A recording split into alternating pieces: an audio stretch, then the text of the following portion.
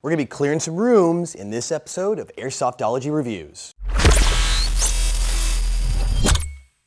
So today we're looking at the ECR5 from Classic Army. It stands for Enhanced Combat Rifle, and this is one of their newest offerings in that sweet spot M4, not too long, not too short rifle series. So let's dive into the externals because there's a lot going on with this rifle and some really neat features I want to point out to you. So starting at the front, like always, 14mm counterclockwise threaded barrel, which is great. You do have the plastic flash hider because, hey, it's the US. It's going to happen. A nice mid-length barrel. Moving on down, you do have a gas block in here, which is nice. A lot of companies cut that corner and don't give you that imitation gas block in there, so you just have like that barrel just floating around. I really like when they add it. I know it doesn't do anything for the gun, but the cosmetic touch really matters, especially when you're dealing with a very skeletonized rail like this and you can see through it. It's just those little attention to details that I like when you're picking up a premium high-end rifle like this one. But we're going to move on down that rail, and what you get is what looks like, I mean, it really took me a couple seconds to find the seam, one big long upper rail here. It does mate up right here. You've got it flares on the side, so it's a little wider rail, which I like, but it's a little shallower, so it gives you a nice comfortable grip if you guys aren't using foregrips. But if you are going to use a foregrip, you've got a ton of rail space on the bottom to add one, and of course rails on the side, which are massive here, and across the top to put any accessories you want. So don't feel like because you're getting a slightly shorter rifle, you're going to lose out on that rail space category. You definitely have more than enough space to put a reverse cam like I would do, a pec box on the top, or a flashlight over here, or something like that, or all those things, including a scope cam and a foregrip to round it all out. If you guys have ever seen me play, it looks like I have a satellite dish attached to my gun. Moving on through, full metal receiver, upper and lower on this. Do have a really well designed, I kind of like what they did with this forward assist area. Again, purely cosmetic, but it is beefier in this area and it just helps it stand out, look a little different than the other M4s you're going to find on the market. Of course, you can open up the dust cover back there, hop ups under that, and then moving on, you do have a fire selector on the left-hand side. No righty, no ambi fire selector on this one, but you do have that safe, semi, and full, which I kind of like the markings on this. I kind of went with like the infinity on it. Again, just little details to make it look a little different, and some standard markings here, M4 carbine, you know, Classic Army logos, and the caliber of what the real one would be.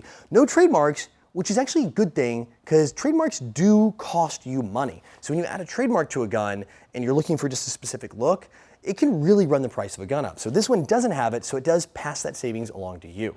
Finishing up the front, you do have full metal front and rear flip-up sights, windage and elevation, all that good stuff. They do lock into place, a little button on the side, and pretty much the offering you're gonna get on all the Classic Army guns. I love the fact that they give you really good sights. A lot of companies do skimp on those quite a bit. Some of them don't even give you sights, so actually getting them and getting really nice metal ones is a really nice touch. Moving on to the back, you do have these sling adapter points here, single on the right, double on the left. So if you guys would like to run that single sling, no problem. But you've got other options here in the back with this stock. And this one I want to talk to you guys about is the stock.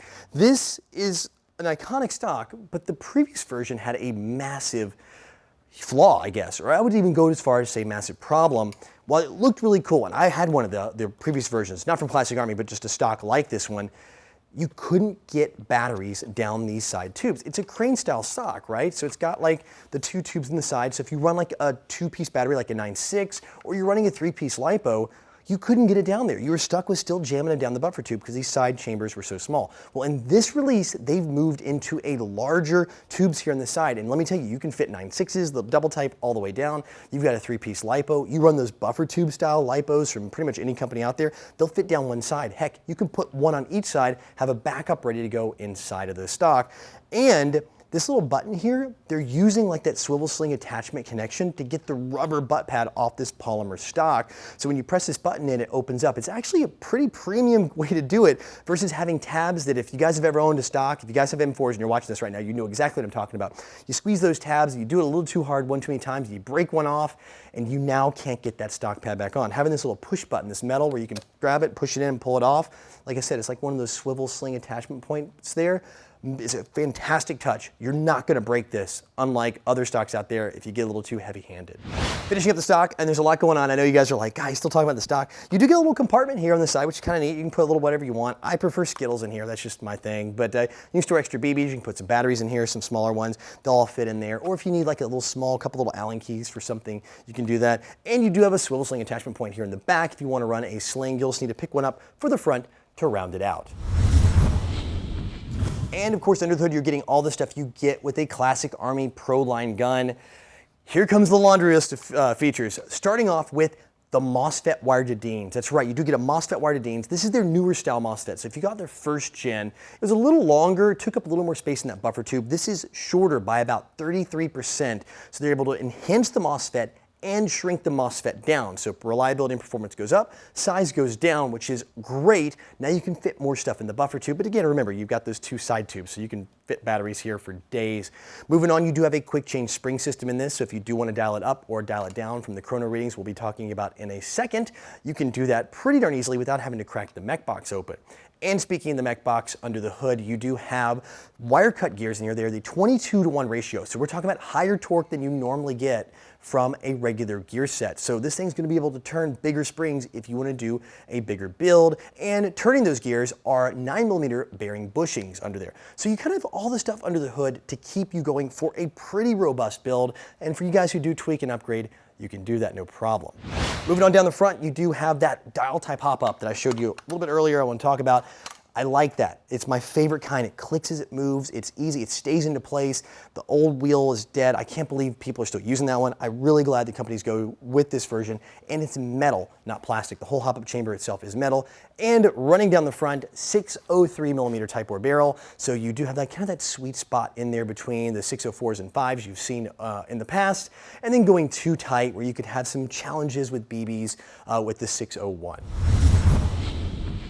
So taking that to the chrono on semi-auto, saw a nice, respectable around 365 feet per second, which is a really good number. If you have an indoor field that requires 350, the spring's probably gonna settle a little bit. You might get close to that 350 number, but don't worry, if you don't, you still have that quick change spring system to put in whatever spring you need to tune it up or tune it down. Moving to full auto on a 7.4, I actually saw really good numbers with the 7.4 LiPo in the mid-teens. I mean, it was actually really zippier than I expected, and I think that's because of those torquey gears and the motor they have installed. Then when you put an 11.1, it lights up. So if you do play somewhere full auto, you'll have plenty of BBs to put down range to keep your opponent's heads down.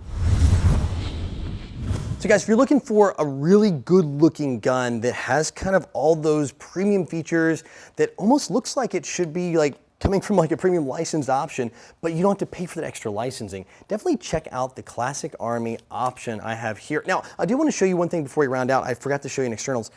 One neat little touch, you can actually flip these two levers and you can pull this whole bottom off and you can put like a grenade launcher on the bottom if you don't have a grenade launcher that has the rail mount, which is kind of a neat touch. Now, I forgot to mention that earlier. I did want to put it in before the end. But if you guys want to pick one of these up, definitely check it out. You can grab these for in the low 300s on the internet at your favorite shop. And of course, as always, I'll have a link in the description below so you can learn more or check it out for yourself. As always, thanks for tuning in. If you're not currently a subscriber, click on the logo on the bottom right or in the description and you'll always be in the know. Plus, if you like what you saw in this video and want to learn more, I've got a link down there as well. And if you haven't had your airsoft fixed just yet, click on the videos on the right or use the info button at the top of the screen for more. And as the saying goes, everyone has an opinion, and I do want to hear yours. So give me a thumbs up or a thumbs down on this video, comment, and share.